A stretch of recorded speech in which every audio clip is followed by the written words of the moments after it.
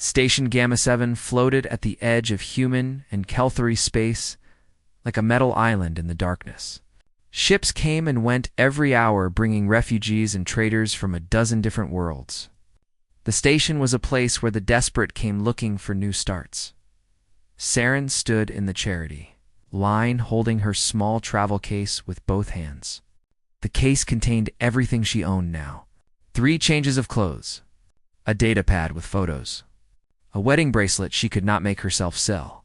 She kept her eyes down and tried to make herself invisible. It did not work. The Kelthari woman in front of her noticed the silver marks on Saren's face and gasped. The woman grabbed her child and moved to a different line. The family behind Saren did the same. Within moments, there was an empty space around her like she carried a disease. Saren was used to this now. The mourning marks covered the left side of her face in delicate silver patterns. Among her people, these marks appeared naturally when a spouse died. They were permanent. They marked her as a widow, and in Kelthari culture that meant she was cursed. No home wants a widow, the saying went. She brings the shadow of death with her. Saren had been traveling for 6 months since her husband Torum died in the mining accident. She had tried to stay with her sister, but her brother-in-law refused, saying he would not risk his children. She tried her mother's village, but the elders turned her away at the gates. She tried colonies and stations and temporary camps. Everywhere the answer was the same. Leave. You are not welcome here. The line moved slowly forward. Saren finally reached the distribution desk, where a Kelthari volunteer sat checking names and handing out ration cards. The volunteer looked up, saw Serene's face, and went pale. "Security," she called out. "We have a situation." Saren felt her stomach drop. She had broken no laws. She just needed food. 2 security guards came over. One was Kelthari, and one was a large insectite. Trell, they both looked uncomfortable. "You need to leave the Kelthari," guard said quietly. "You are disturbing the other refugees." "I have done nothing wrong," Saren said. Her voice shook, but she kept talking. "I am just waiting for rations like everyone else." "You know why you cannot be here," the guard said. "Please do not make this difficult." "What is the problem?" a new voice asked. Saren turned and saw a human approaching. He was older, with gray in his dark hair, and wore the simple uniform of a station aid worker. His name tag said, Marcus Chen. "This female is marked the Kelthari volunteer," said. "She should not be in public spaces. It is not safe." "Not safe for who?" Marcus asked. "Has she threatened anyone? Has she stolen anything?" The volunteer looked frustrated. "You do not understand human. She is a widow. She carries bad fortune. If we help her, the misfortune will spread to all of us." Marcus looked at Saren for a long moment. She met his eyes expecting to see fear or disgust. Instead, she saw something she had not seen in months. Simple human curiosity. "That sounds like superstition," Marcus said calmly. "It is our culture," the volunteer snapped. "And this is a charity station," Marcus replied. "We help refugees regardless of their culture's superstitions." He turned to Saren. "Come with me, please. I will process your ration request." The security guards looked uncertain, but did not stop them. Marcus led Saren to a different desk in a section marked with human symbols. He sat down and pulled up a data screen name he asked. "Saren Vallis," she said, quietly. "How long since you last ate a full meal?" She hesitated. 3 days. Marcus did not react with shock or pity. He simply nodded and entered information into his system. He printed a ration card with twice the standard allocation and added vouchers for the station's human canteen. "The Kelthari vendors will not serve you," he said, "but the human section does not follow those restrictions. Show this card at Building 7, and they will give you hot meals." "Why are you helping me?" Saren asked. She did not understand. Even humans she had met before had been wary once other. Kelthari explained about widows. "Because you are hungry," Marcus said simply. "That is reason enough." Saren took the card with trembling hands. "Thank you," she whispered. She left the aid center in a daze. For the first time in months, someone had helped her without fear or hesitation. She walked through the station's corridors clutching the ration, card like it was made of gold. She was looking for Building 7 when her vision started to blur. The corridor tilted sideways. Saren realized she had not just skipped meals. She had been slowly starving for weeks. The relief of getting help had let her body finally admit how weak it was. She tried to reach for the wall, but her legs gave out. The last thing she saw before darkness took her was the metal floor rushing up to meet her face. Saren woke slowly.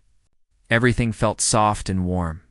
For a confused moment, she thought she was home in her old bed, with Torum sleeping beside her. Then memory returned, and grief hit her chest like a hammer. She opened her eyes and found herself in a medical bay. The walls were white and clean. Machines beeped softly nearby. A human doctor in a white coat stood checking a display screen. "You are awake," the doctor said. "Good. You gave us quite a scare." "Where am I?" Saren asked. Her mouth was dry. "Human Medical Center," the doctor replied. "You collapsed outside the aid building. Marcus brought you here. You were severely malnourished and dehydrated. We have been giving you nutrients through an IV for the past day." A day Saren tried to sit up and felt her head spin. "Easy," the doctor said. "You need rest. Your body is recovering, but it will take time." "I cannot pay for this," Saren said, panic rising in her chest. Medical care was expensive. She had nothing. "Already covered," the doctor said. "Station emergency fund. Anyone who collapses in public corridors gets treatment. No exceptions." Saren lay back down, trying to process this. Free medical care. Help without demands for payment. Among the Kel-3, even family expected payment for help, especially from widows. The door opened, and Marcus walked in carrying a datapad. He smiled when he saw her awake. "Good timing," he said. "I was just checking if you needed anything." "How do you feel?" "Confused," Saren admitted. "Why did you help me? Why'd you bring me here?" "Everyone else turns me away." Marcus pulled up a chair and sat down. He thought for a moment before answering. "Among humans," he said, "we have a simple rule. If someone needs help and we can give it, we do. We do not check if they are lucky or unlucky first. We just help." "But the curse," Saren said. "My people believe widows bring misfortune to anyone who shelters them." "I do not believe in curses," Marcus said. "I believe in hunger and cold and loneliness. Those are real. Curses are just stories people tell to avoid responsibility." Saren felt tears burning in her eyes. She had not cried since the funeral. Crying was seen as spreading grief to others. But here in this human medical bay with no Kel-3 watching, she let the tears fall. Marcus handed her a tissue and waited. Quietly until she composed herself. "Rest now," he said. "When you are stronger, we will talk about what comes next. You do not have to face this alone anymore." After he left, Saren stared at the ceiling and let herself feel something she had not felt in 6 long months. Hope. Part 2. The warmth of defiance. 3 days passed in the human medical bay, and Saren experienced something completely new. Normal life. Human nurses came and went, checking her recovery. They smiled at her and made small talk about weather and station news. One nurse named Chen commented on the silver marks covering Saren's face. "Those patterns are beautiful," Chen said, while checking the medical displays. "They look like frost on glass." "Are they tattoos?" "No," Saren said quietly. "They appear when a Kel-3 loses their spouse. They are mourning marks," Chen said with genuine sympathy. "I am sorry for your loss." "How long has it been?" 6 months? That is still so fresh," Chen said. "No wonder you look sad sometimes.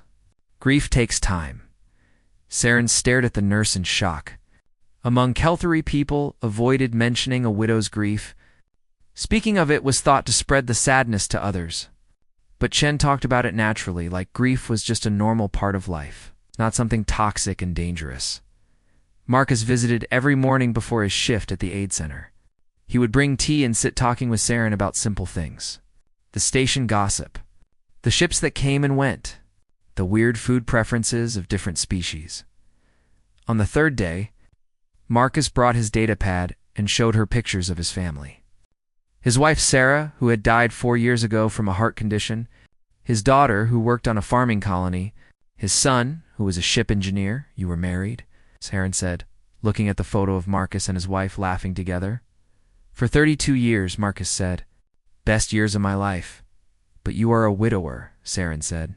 Does human culture not have restrictions for people like us? Marcus looked puzzled. Restrictions like what? Like being forbidden from living in communities? Like being considered cursed? Like being blamed for bringing death? No, Marcus said firmly. We do not do that.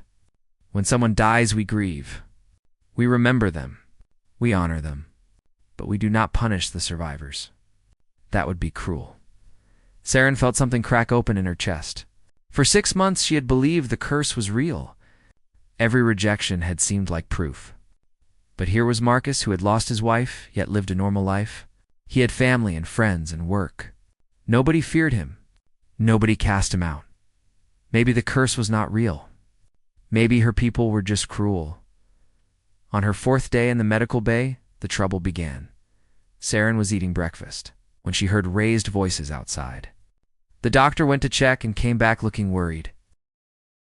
We have a situation, he said, through the door window.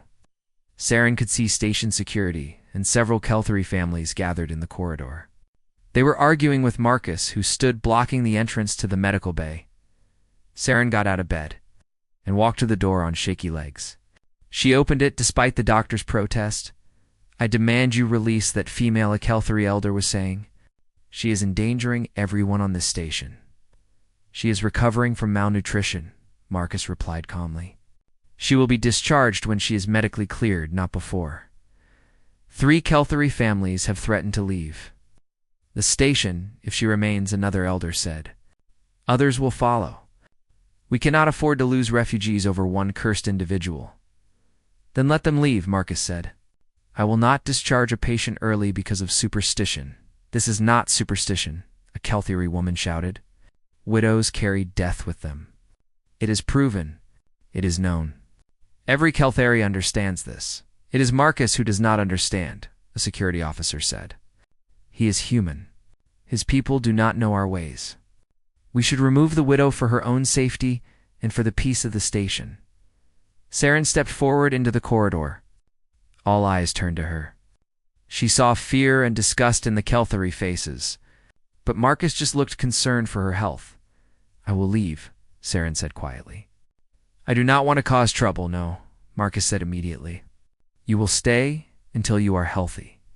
This is the human section of the station, and we follow human protocols. In human medical ethics, we do not discharge patients based on prejudice. The security officer looked frustrated. Mr. Chen, please be reasonable. One person's welfare cannot outweigh the station's stability. Watch me, Marcus said. He turned to Saren. Go back inside and finish your breakfast. You are my patient and my responsibility. Nobody is moving you anywhere. The standoff continued for another hour.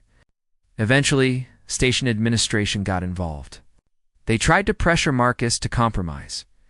He refused every time. Finally, the station administrator, a bureaucratic Zentari, came to speak with Marcus directly.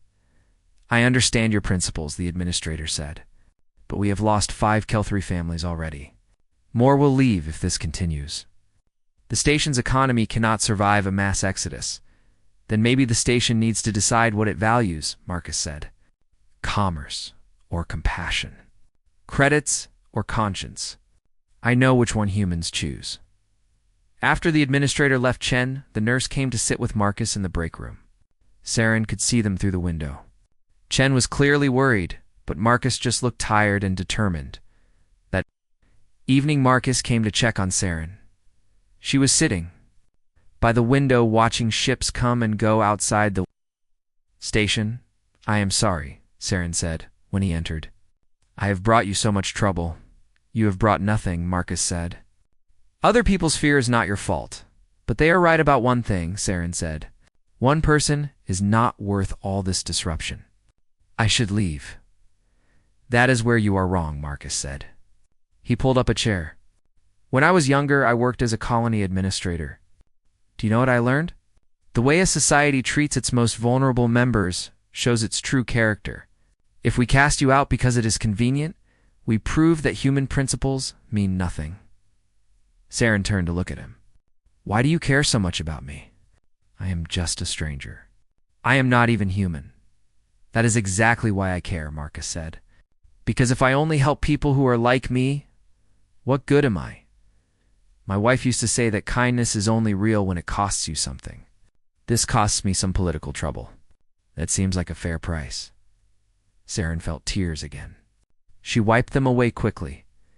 When I am discharged, I will need to leave the station, she said. Where can I go? I have tried so many places. Marcus was quiet for a moment. Then he said something that changed everything. What if you did not go to a Kelthery place? What if you came to human space?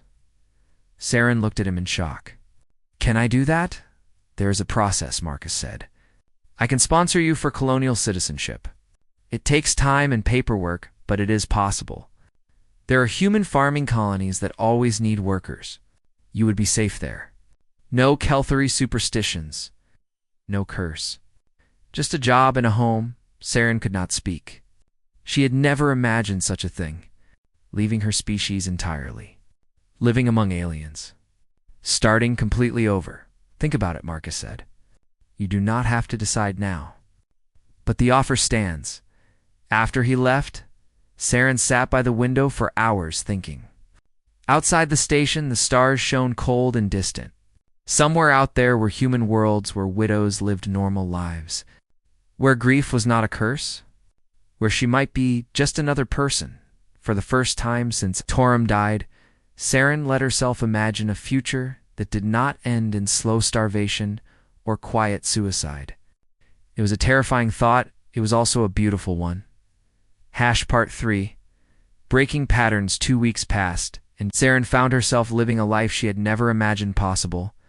Marcus had kept his promise. After she was discharged from medical, he offered her temporary work in the Human Aid Center. Her job was simple. Sort supply boxes. Translate documents for Kelthery refugees. Help organize distribution schedules. The pay was small, but it included meals and a tiny sleeping pod in the worker. Housing section. The work was not what shocked her.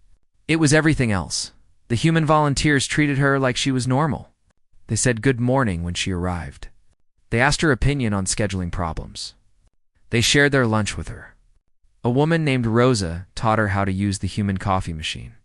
A man named David complained to her about his terrible singing voice when station entertainment night was announced. Nobody acted like she was dangerous. Nobody avoided touching things she had touched.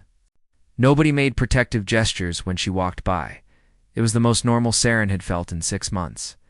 It was also deeply strange. On her 10th day at work, a small crisis happened that changed everything. A young Kelthery girl, no more than 5 years old, got separated from her family in the busy station corridors. She wandered into the aid center, crying and calling for her mother. Saren spotted her immediately. The child wore the simple clothes of a refugee family. Her face was streaked with tears. Without thinking, Saren knelt down to the girl's level. "Hello, little one," Saren said gently. "Are you lost?" The girl looked up and saw Saren's face. Her eyes went wide when she recognized the mourning marks. She screamed and backed away. No, Saren said, quickly standing up. "I am sorry. I did not mean to frighten you." Marcus came over, having heard the commotion. He looked at the terrified child, then at Saren's stricken face. "What is your name?" Marcus asked the girl in careful Kelthery. "Lina," the girl whispered. She kept staring at Saren with fear. "Lina, I am Marcus. This is my friend Saren. She is very kind, and she wants to help you find your mother." "Is that okay?" "She has the marks," Lina whispered. "Mother says widows are dangerous." "Your mother is wrong," Marcus said gently but firmly. "Saren is not dangerous. She is sad sometimes, because someone she loved died. But being sad does not make a person bad." Lina looked uncertain. She was still crying, but the terror had faded a bit. "Would you like Saren to tell you a story while we find your mother?" Marcus asked. She knows many good Kelthry stories. I only know boring human ones. Lena hesitated. Then slowly she nodded. Marcus gestured for Saren to sit. She lowered herself onto a supply crate. After a moment, Lena climbed up next to her, keeping a careful distance. Saren began telling an old story her own mother had told her. The tale of the star sailor who lost her ship but found her way home by following the songs of space whales. As she spoke, Lena slowly stopped crying. The girl leaned closer, drawn into the story. By the time Saren finished, David had located Lena's parents. They came rushing into the aid center, frantic with worry. When they saw their daughter sitting next to Saren, they both froze in horror. Lena's father rushed forward and pulled his daughter away from him. Saren like she was on fire. "What have you done?" the father demanded. "You led our child near a widow. She could be cursed now. She told me a story," Lena said. "About space whales. It was good." The mother looked at Marcus with fury. "How dare you allow this? That female should not be near children." "That female has a name," Marcus said. His voice was still calm, but there was steel underneath. "Her name is Saren. She helped your daughter when she was frightened. You might consider saying thank you." "We will report this," the father said. He picked up Lena and carried her toward the door. Over his shoulder, the child waved goodbye to Saren. After they left, Saren sat very still. Rosa came over and put a hand on her shoulder. "You did nothing wrong," Rosa said firmly. "That was beautiful what you did, but the child's parents," Saren began. "Are afraid of shadows," Marcus interrupted. "You cannot control that. You can only control whether you hide from their fear or live your life anyway." That evening, Saren could not sleep. She kept thinking about little Lena. The child had been afraid at first because she was taught to fear, but the fear went away once she saw that Saren was just a person who told stories.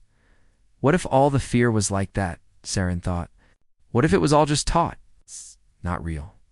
Not based on anything true. The next morning brought worse trouble. A Kelthry merchant captain named Voren demanded a meeting with station administration. Saren heard about it from David, who heard from his friend in administration. Voren was threatening to blacklist Station Gamma 7 from all Kelthry trade routes unless Saren was removed. He claimed that the station's tolerance of a widow proved it was already cursed. Ships might crash. Equipment might fail. Trade deals might fall apart. All because one widow was allowed to live and work among them. Several other Kelthry traders joined Voren's boycott. Within 2 days, the station's economy started showing strain. Kelthry goods became scarce. Prices went up. Refugees who depended on affordable Kelthry food and supplies found themselves struggling. Some of the human staff started looking at Saren differently. Not with fear, but with resentment. She was causing problems. She was making life harder for everyone. Marcus called an emergency meeting with all the aid center staff. 20 people crowded into the break room. Saren tried to stay in the back, but Marcus gestured for her to stand beside him. "I know what people are saying," Marcus began. "I know about the boycott. I know some of you are wondering if we made the right choice helping Saren." He paused and looked around the room. "David, is your family struggling with the higher food prices?" David looked uncomfortable, but nodded. "A little, yeah." "Rosa, are the refugees you work with upset about the supply shortage?" "Some of them, yes," Rosa admitted. Marcus nodded. "Those are real problems." "I acknowledge that. But I want to ask you all a question. If we cast Saren out because it makes our lives easier, what does that say about us?" "It says we are practical," a voice called out. A young man named James, who had only been on the station a few months. "No," Marcus said. "It says we are cowards. It says human principles only matter when they are convenient. It says we only help people if it does not cost us anything. But this is costing us a lot," James argued. "People are suffering because of one person. People are suffering because a merchant is using economic pressure to force us to abandon our values," Marcus corrected. "The blame lies with him, not with, say, RYN. "So what do we do?" Rosa asked. "We cannot change Voren's mind." "No," Marcus agreed. "But we can refuse to let him change ours. Station administration is meeting tomorrow to decide Sarin's fate." I am going to speak in her defense. I want you all to think about what you value. Cheap goods or human decency, convenience or conscience. The meeting ended in uncomfortable silence. Saren went back to her pod and lay down shaking. She knew what would happen. The station would choose economics over one refugee. She would be cast out again. She would go back to starving in the corridors of various stations until her body gave out completely. She was packing her few belongings when someone knocked on her door. It was Chen, the nurse from the medical bay.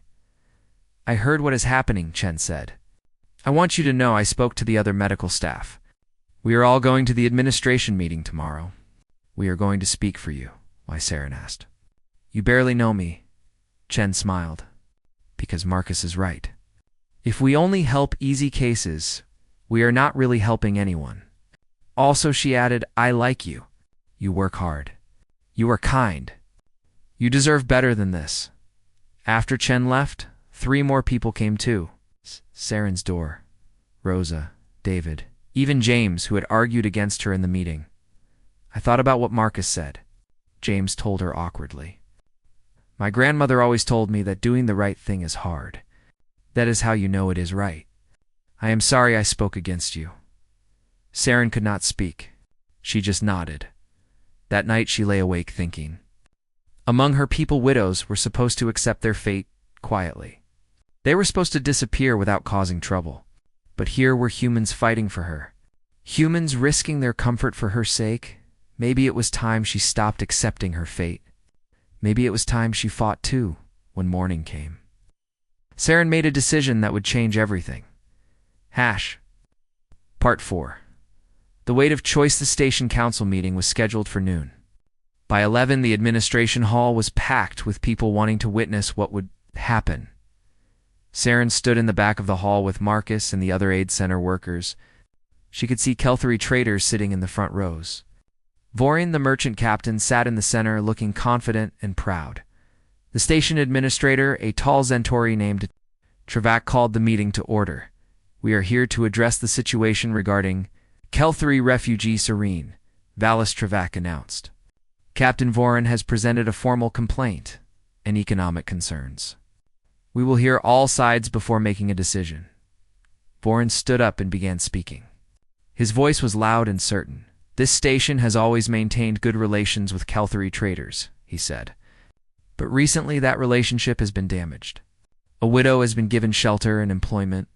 This violates our cultural laws and beliefs. The presence of this female endangers us all. He went on for several minutes listing supposed dangers. Bad luck, failed equipment, the anger of fate itself. Other Kelthari in the crowd nodded along. When Vorin finished, Marcus stood to speak. I am Marcus Chen, Human Aid Coordinator. I want to address the claims made by Captain Vorin. He says Saren is dangerous. I have worked beside her for 2 weeks. In that time, what bad fortune has occurred? None. No ships have crashed. No equipment has failed. The only problem we have experienced is an artificial boycott created by Captain Vorin himself. Vorin stood up angrily. You dare mock our beliefs, human. I dare question beliefs that hurt innocent people, Marcus said. You claim tradition, but what I see is cruelty dressed up in fancy words. How dare you, the crowd murmured. Trevok banged his gavel for order. Both sides have made their points.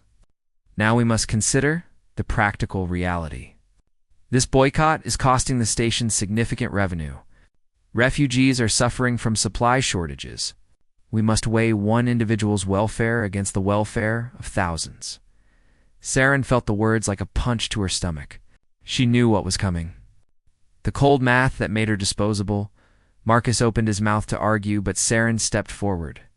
Her legs were shaking, but she walked to the front of the hall. I wish to speak, she said. The room went silent. Even Vorin looked surprised. I am Saren Valis, she said.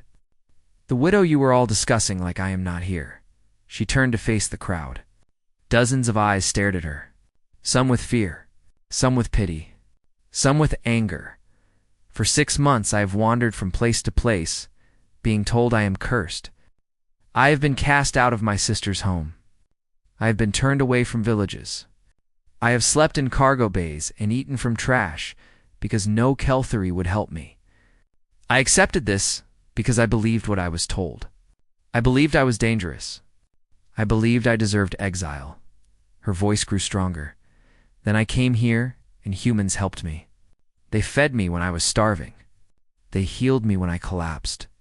They gave me work and treated me like a person. For the first time in 6 months, I felt human. She paused. I felt like my life had value. She looked directly at Marcus. But I cannot let good people suffer because of me. I cannot let refugees go hungry because a merchant uses me as an excuse for cruelty. So I will leave. I will go quietly. I will not cause any more trouble. Before Marcus could respond, Saren turned to Trevak. I have only one request. Give me 3 days. In 3 days I will be gone, and your boycott will end. 3 days to prepare. That is all I ask. Trevak looked relieved. That seems reasonable. 3 days. Captain Vorin, does this satisfy your demands? Vorin looked like he wanted to argue, but the crowd was watching. He nodded. 3 days. Then she must be gone. The meeting ended. Marcus tried to catch Saren, but she walked quickly out of the hall. She needed air. She needed space. She needed to think. She went to the observation deck, where she had gone every evening to watch ships depart. The deck was empty. Through the massive windows, she could see stars and the distant glow of nearby planets. Saren stood. There for a long time, thinking about everything that had happened, she thought about Torum and the life they had planned. She thought about 6 months of rejection and hunger. She thought about Marcus and Rosa and Chin and all the humans who had shown her kindness. She heard footsteps behind her. A Kelthari woman approached slowly. She was old with gray in her hair.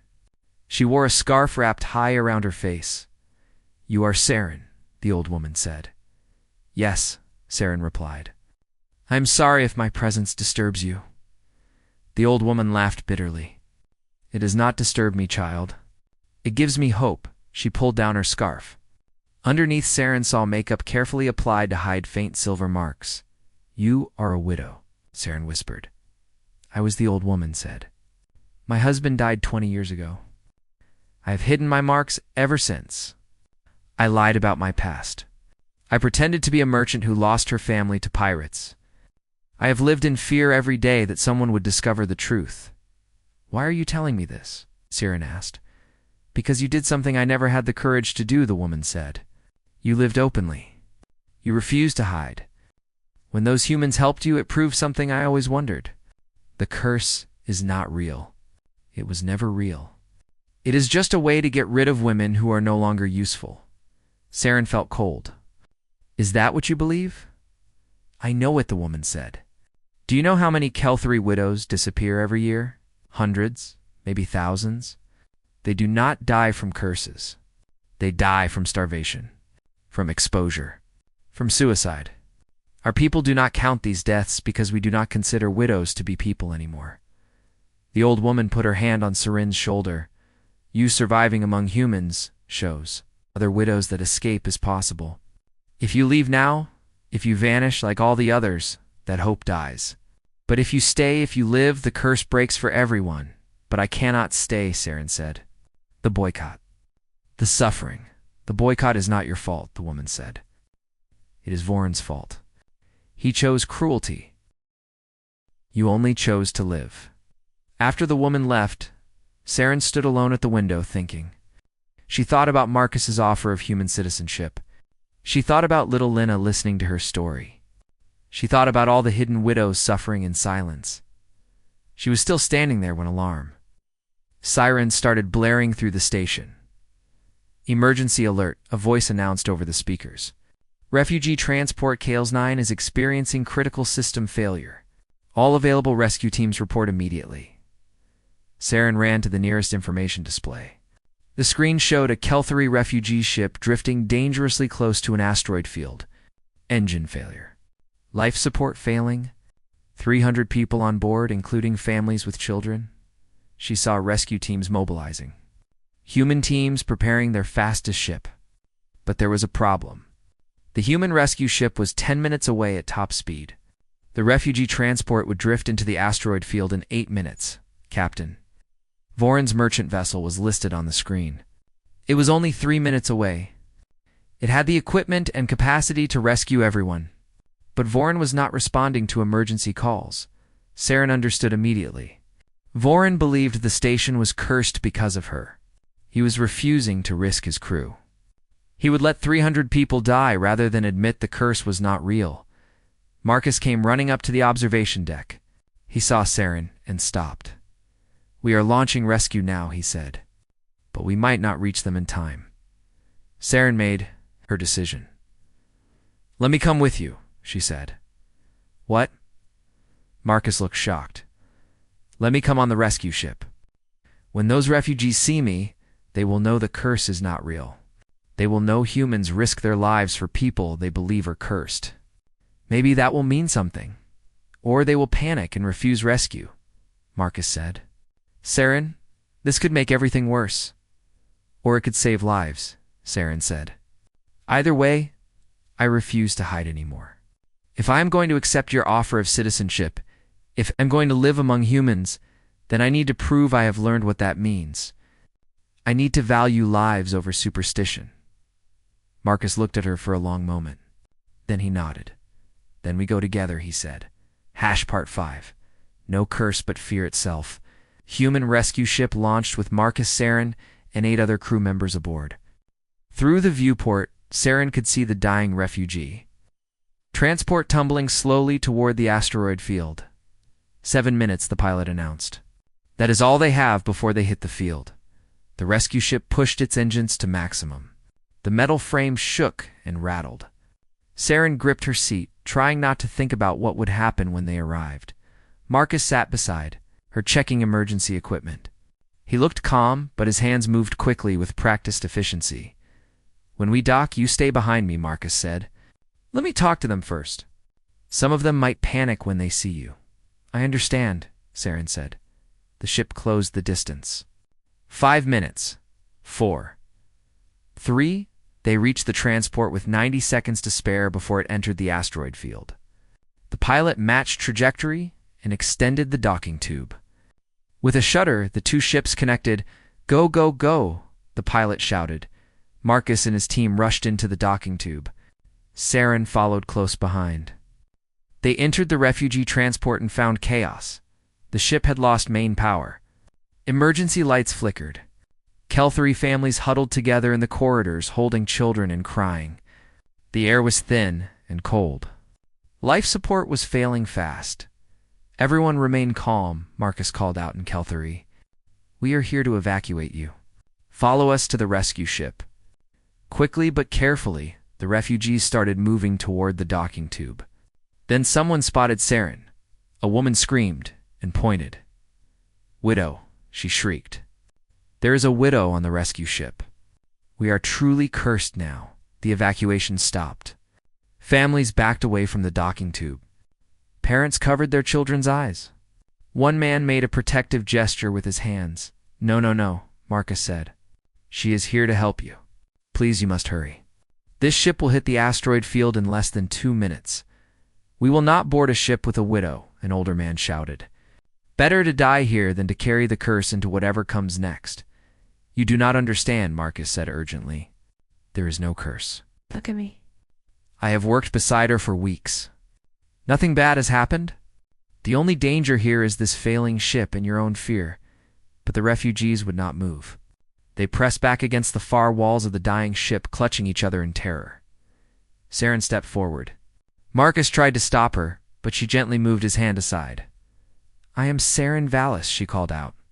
"My husband Torum died 6 months ago in a mining accident. I am a widow. I carry the mourning marks. Your people have taught you to fear me." The crowd watched her in frozen silence. "I was taught to fear myself too," Saren continued. "For 6 months I believed I was cursed. I believed I deserved exile. I believed my life had no value. Then humans found me starving in a corridor. They helped me. They fed me. They healed me. They treated me like a person." She pointed to Marcus and his team. These humans are here risking their lives to save you. They came because they believe every life has value. Even mine, even yours. Do you know where Captain Vorin is right now? He is 3 minutes away with a ship that could have saved you easily. But he refused to come. He believes this station is cursed because of me. He would rather let you all die than admit he is wrong. Saren's voice grew stronger. So now you have a choice. You can stay here and die, clinging to superstition. You can let fear kill you and your children.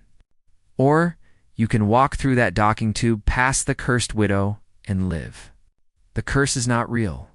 The only real danger is this ship and the asteroids waiting to crush it. For a long, terrible moment, nobody moved. Then a young Kelthari father stepped forward. He was holding an infant wrapped in a blanket. The baby was crying. "I choose life," the father said. He walked straight towards Saren. When he reached her, he stopped and looked her in the eyes. "I am sorry for what our people have done to you." Then he walked past her into the docking tube. Slowly others followed. First one, then 3, then 10. The evacuation began again. Families moved through the docking tube. Hurrying now as the ship shuttered around them, Saren stood at the entrance, helping people through. An elderly woman grabbed her hand and squeezed it in thanks. A child smiled at her shyly. A teenage boy whispered, "I am sorry," as he passed. "We have 90 seconds," the pilot called. Everyone move. The last refugees rushed through. Marcus did a final sweep of the transport to make sure no one was left behind. He grabbed Saren's arm and they ran together back to the rescue ship. The docking tube disconnected. Just as the refugee transport hit the edge of the asteroid field. Through the viewport, they watched the ship crumple and break apart. If they had been 30 seconds slower, everyone would have died. In the rescue ship 300, Kelthari refugees huddled together in shock. The human crew moved among them, handing out water and emergency blankets. The ship was dangerously crowded, but everyone was alive. The young father with the infant found Saren. His baby was still crying. Without thinking, Saren began humming an old Kelthari lullaby. The baby quieted and looked at her with wide eyes. "May I?" the father asked hesitantly. Saren held out her arms and he placed the infant in them. She cradled the child and continued the lullaby. Around them, other refugees watched in stunned silence. A widow was holding a newborn, the most cursed touching the most pure, and nothing terrible was happening. One by one, other parents brought their children over. Soon, Saren was surrounded by youngsters listening to her sing. The fear was slowly draining from the refugees' faces. They were beginning to understand. The rescue ship docked at Station Gamma 7. Medical teams and aid. Workers rushed to help the refugees. News of what happened spread through the station in minutes. By evening, everyone knew. Captain Vorin had refused to save his own people. The humans had risked everything. And Saren, the cursed widow, had convinced terrified refugees to accept rescue. Vorin tried to defend his actions, claiming he was protecting his crew from supernatural danger. But the rescued refugees spoke publicly about what happened. They said the only curse they saw was the curse of cowardice. They said the widow had more courage than their greatest merchant. The Kelthari community on the station began to fracture. Some clung to old beliefs, but many, especially the refugees who had been rescued, started to question. If the curse was real, why did nothing bad happen to the humans? If the curse was real, why did Vorin's fear almost kill 300 people? 3 days later, Saren went back to the observation deck. She was supposed to leave today. Her 3 days were up. Marcus found her there standing at the window. "The council met this morning," he said. "Vorin's boycott is over. Half the Kelthari traders sided with the refugees against him. He has no support anymore. He is leaving the station in disgrace. So I can stay," Saren asked. "If you want to," Marcus said. "But the offer of citizenship still stands. Human space. A fresh start. No more looking over your shoulder waiting for the next rejection." Saren thought about it. She thought about her people and their cruelty. She thought about the humans and their stubborn refusal to let anyone suffer alone. "I want to accept," she said. "I want to go to your colony world. I want to live somewhere that my morning marks are just patterns on my face." Not a prison sentence. Marcus smiled. I will start the paperwork. Before they left the observation deck, the old woman with hidden marks approached them. Behind her were 3 other Kelthari women. All of them had scarves wrapped high. We heard you were going to human space, the old woman said. Is there room for more? The 3 women pulled down their scarves. All of them bore widow marks hidden under makeup. We are tired of hiding, one of them said. If humans will accept us, we want to come too. Saren looked at Marcus. His smile grew wider. I will need more paperwork, he said. Yes. There is always room. 6 weeks later, Saren stood in the passenger section of a transport ship watching Station Game 7 shrink behind them. Marcus stood beside her. Behind them, for other Kelthari, widows talked quietly among themselves. They were heading to a farming colony called New Terra. Marcus had friends there who promised jobs and housing. It would be hard work. The pay would be modest, but they would be safe. They would be valued. They would be free, thank you, Saren said to Marcus. For everything. For not turning away when everyone else did. You do not need to thank me, Marcus said. You were the one who stood in front of 300 terrified people and chose courage over fear. You saved yourself. We saved each other, Saren said. She touched the mourning marks on her face. For 6 months, these marks had been a curse, a brand that said she was dangerous and disposable. But now, when she looked at them in the reflection of the viewport, she saw something different. She saw proof that she had survived. She saw proof that she had loved and lost and kept living anyway. She saw proof that the measure of a person was not their grief, but what they did with it. The transport ship jumped faster than light. Travel and the stars blurred into streams of light. Saren watched the universe rush past and thought about Torum. She thought about the life they had planned. Together, and the future she now faced alone. But not lonely. Among humans, she had learned something revolutionary. Grief was not a curse to be feared. It was a part of being alive. It was the price of loving someone deeply. And the proper response to someone grieving was not exile, but warmth. Simple, ordinary human warmth. Behind her, one of the other widows started crying. The others gathered around her, offering comfort. No one told her to hide her tears. No one warned that sadness was contagious. They just held her and let her cry. Marcus watched this and smiled. You are going to do well on New Terra, he said to Saren. You already understand the most important thing about being human. What is that, Saren asked. That we do not abandon each other, Marcus said. Not for superstition. Not for convenience. Not for anything. When someone falls down, we help them up. That is not complicated. That is just being decent. Saren looked at the other widows supporting each other. She looked at Marcus, who had risked everything for a stranger. She looked forward toward the unknown. Colony world, where she would build a new life. The first time in 6 months, Saren smiled no. Home wants a widow, the old saying went. But humanity had taught her something better. Humanity wanted whoever needed warmth. Humanity wanted whoever needed hope. Humanity wanted whoever others had thrown away. Humanity wanted her, and that made all the difference.